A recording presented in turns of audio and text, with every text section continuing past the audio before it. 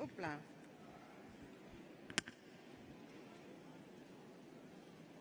C'est bon? C'est bon.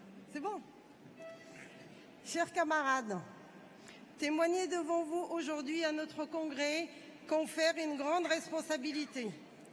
Ce qui s'est passé dans notre confédération avec les ordonnances et les témoignages de mes camarades dans les différentes instances m'ont aidé à réfléchir. J'ai décidé de vous parler de médiocrité et d'imagination. J'ai appris que l'ennemi de l'excellence, c'est la médiocrité.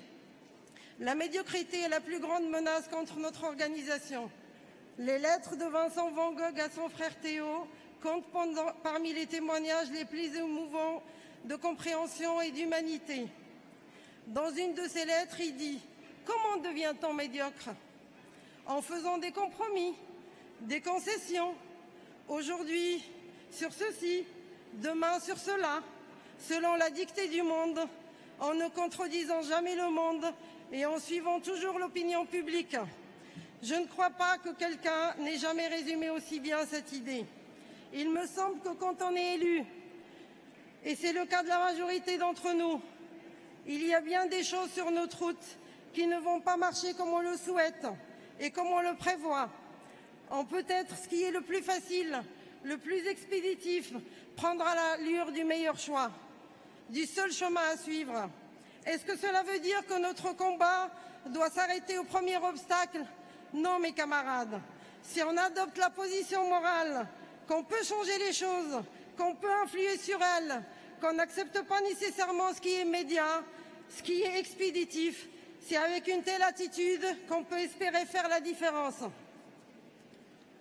Le choix de mon engagement syndical s'est fait pour les secteurs du nettoyage. Ce secteur, rien que dans la propreté pour les services, merci.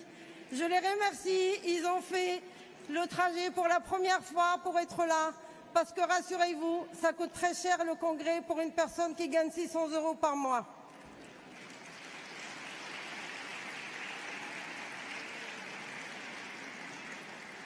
« 500 000 salariés, 13 milliards d'euros de chiffre d'affaires, un salaire moyen de 600 €. C'est un secteur qui a développé sa productivité sur les conditions d'emploi et de travail, avec une pression constante sur le rythme de travail qui s'accompagne de cadences de plus en plus élevées. L'activité sous-traitée, indigne de figurer au cœur des activités de l'entreprise, activité jamais montrée, effectuée par des salariés mobiles, élastiques, fluides, glissant d'un lieu à l'autre, d'un chantier à un autre, d'une entreprise à une autre. Leurs horaires contribuent à les rendre invisibles. Ils ne font que croiser les usagers des locaux nettoyés, mais leur invisibilité est encore plus criante parce qu'elle est inscrite dans la nature même de leur travail. Un travail qu'on ne voit pas, et c'est surtout son absence qu'on voit. J'en profite pour demander à toutes les idées de créer plutôt un syndicat de la propreté au lieu d'un syndicat d'entreprise.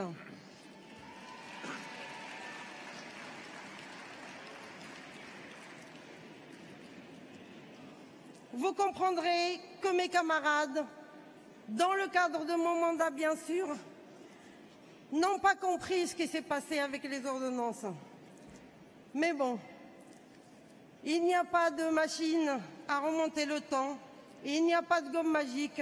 Donc nous demandons à notre secrétaire général Jean-Claude Mailly des explications demain parce que nous n'avons toujours pas compris. Le deuxième point qui va me permettre de clore, c'est l'imagination. L'imagination n'est pas seulement cette capacité spécifique humaine qui permet de voir ce qui n'est pas, et donc la source de toutes les inventions et innovations. C'est probablement l'aptitude la plus transformatrice et révélatrice. Le pouvoir qui nous permet de nous identifier aux humains dont nous n'avons jamais partagé les expériences. Et beaucoup préfèrent pas du tout faire appel à leur imagination. Ils choisissent de rester confortablement dans les limites de leurs propres expériences, ne s'inquiètent jamais de se demander comment ça serait s'ils étaient nés à notre endroit, Ils peuvent refuser d'entendre des cris ou regarder dans des cages. Ils peuvent fermer leurs esprits et leur cœur à toute souffrance qui ne les touche pas personnellement. Ils peuvent refuser de savoir. Mais vous, mes chers camarades, n'êtes-vous pas encore plus à même de toucher les autres? Votre mandat, votre position vous donne un statut unique et d'unique responsabilité.